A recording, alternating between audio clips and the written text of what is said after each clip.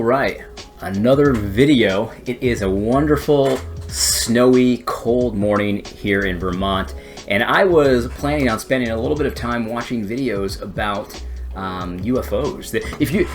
I don't even know why this didn't get much more play, but if you remember, this video was leaked by the U.S. government. There's a DOD guy who recently left the government. This guy right here, I think, is his name. Luis Elizondo is his name. Anyway, he was in a program that tracked UFOs for 5 years, and even beyond that. And there's a video here. I don't know if you've ever seen this one, but it's like this really strange anomaly. They got a target lock on this craft, and it's moving kind of like suddenly, not like a normal airplane, not like a helicopter, sort of like a helicopter, but just much faster, and it like rotates while it's moving. Freaking weird. But anyway, I was planning on watching some of this stuff. I like watching UFO content. It's a little bit of a guilty pleasure of mine, I will admit. I don't necessarily believe in aliens, but the phenomenon is definitely crazy. Look at this thing, how it moves very quickly, and it'll like rotate while it's still moving in the right direction. It's just crazy. But anyway, this is what I was planning on watching today, and I had a Twitter friend recommend that I watch an Urban Perspective video about, look at this, you see how it rotated? What is that thing?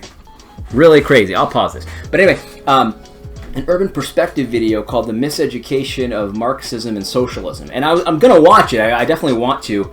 But I put it on hold because I wanted to just take a break today and watch some of this UFO stuff. But anyway, so on one of my other videos, I posted the final video of the Woke Church review. One of my commenters who comments on most videos, she's really good. I would recommend you look at Carmen's comments always. They're always helpful.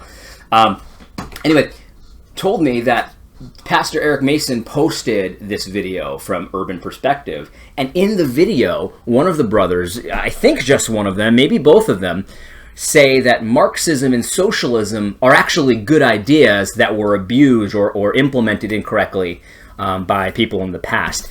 That is an amazing statement. An amazing statement.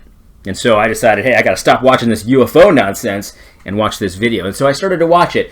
And I got about 4 minutes in, and I decided to put a pause on it, because what I want to do is I want to have a conversation with one or both of these brothers. And so this is not a debate challenge. I want to have a discussion. I want to do it on video. I think it would be very helpful for the body of Christ to see two perspectives. One of the sides that says Marxism and socialism are actually good ideas. They're just implemented incorrectly in the past. And one side, this is my side, that says socialism and Marxism are antichrist. They are antichrist. They're not biblical in any way. In fact, they are the opposite of biblical. And if you want to cause horrors of unspeakable scale, then you implement Marxism and socialism. That's my perspective. It could not be more strong against Marxism and socialism. However, I absolutely think that the other side is worth a hearing. So I want to have a discussion, not a formal debate, just a Google Hangout. It doesn't even have to be one-on-one or one-on-two. We could have a group discussion where we all talk about the biblical basis of economics, because the Bible is chock full of economics. Most of the parables involve economics. Lots of the law involves economics. The Bible is not shy about talking about economics, and I think it's so clearly not socialistic or Marxist that it's amazing that you would say this. So that's what I want to do. I want to hopefully reach out to these brothers and see if they'll be willing to talk with me or somebody else, or me and somebody else. And my recommendation to you, if you like my videos, please reach out to these brothers. Don't be rude, don't be mean, but ask them if they'd be willing to talk, because I think the body of Christ desperately needs this. They need to see both sides able to sort of talk to each other and hold each other to the scriptures and ask questions and things like that. I think that would be so helpful. I've done a video like this. Brother Jerome, I've done a video like this with the people at Native Speaks. It was a great video, in my opinion. In fact, I think that the brother said at the end that it went a lot better than they thought it would. I'm a nice guy. I'm a nice guy. So let's do the conversation. I think it would mean a lot to the body of Christ. But let me just play the first few minutes of this. I wanted to respond to this and just show you a little something here. But rather that those who are saved want to see human flourishing. And so social justice is a form of that. Now, human flourishing, I know everybody says this. I don't like that term, but it's fine. I know what you mean, but man, is that a buzzword. Man, is that a buzzword. I want to see regenerated hearts, and I think regenerated hearts would lead to a regenerated world and a regenerated culture. But the thing is, not everything that people would talk about as flourishing is necessarily flourishing. So in other words, I think the death penalty increases human flourishing. But I don't think a lot of people who talk about human flourishing would say that. I say, look, I want a regenerated heart, and I want a justice culture, and I want God's people to flourish, and I want evil to be restrained. And I think that that's part and parcel of the law of God. Evil should be restrained through different mechanisms, like the death penalty, through like restitution, things like that. And so that's why I don't like human flourishing. It's kind of, I'm not saying you brothers are using it as a weasel word, but a lot of people use it as a weasel word because, like, well, I'm not really flourishing if I can't express my homosexual love for my partner. And it's like, well, I know you guys aren't saying that, but a lot of people do say that. So I don't like human flourishing. I like regeneration. But, not a criticism, just kind of a pet peeve. I know people want to try to label it different things. And so what we've been labeled, those of us that would say, as a result of my salvation, I want to care about human flourishing. Therefore, I'm anti-police brutality. Therefore, I'm pro-gender equality. Therefore, I want to care about human flourishing, not at the expense of by the biblical exegesis, not at the expense of the gospel, but at the outpouring of it.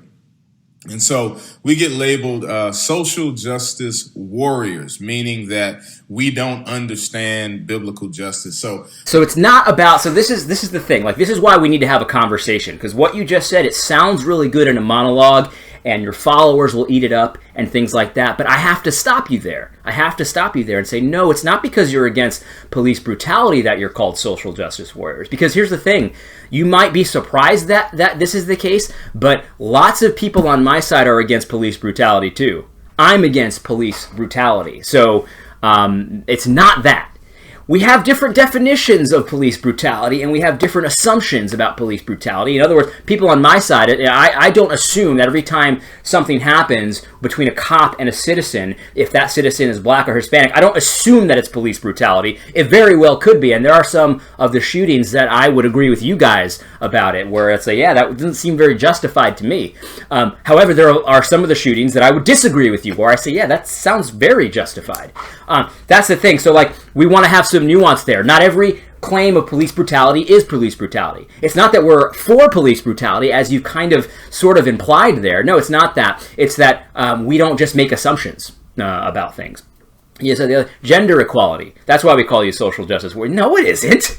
No, it isn't. Because here's the thing. Every person on my side believes in gender equality under the law.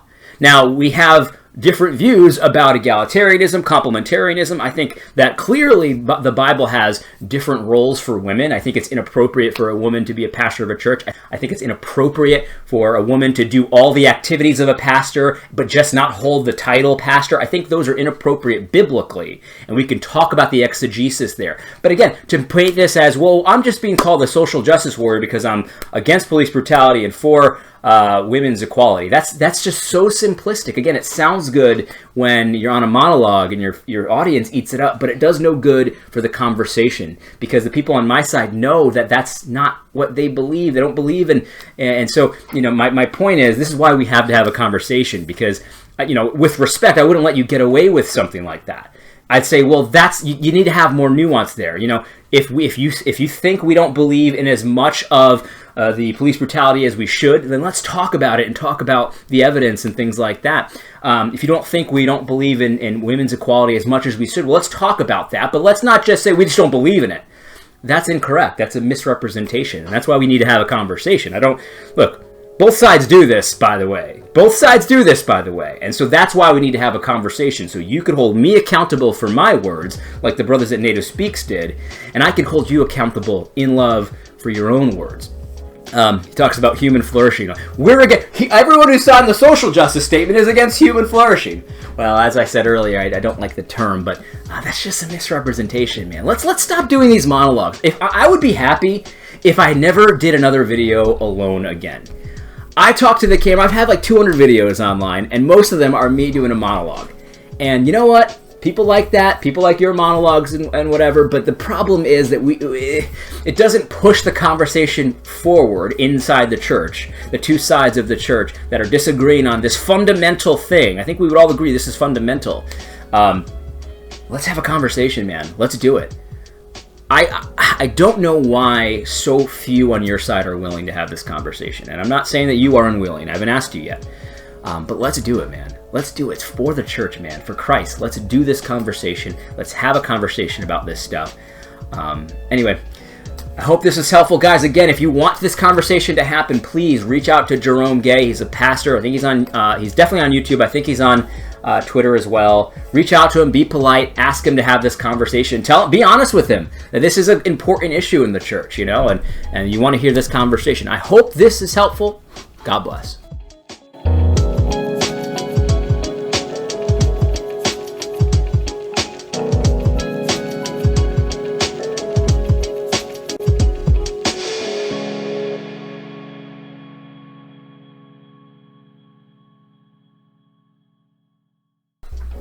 Check this out. I am an official gospel thought leader with these Gospel Coalition sunglasses.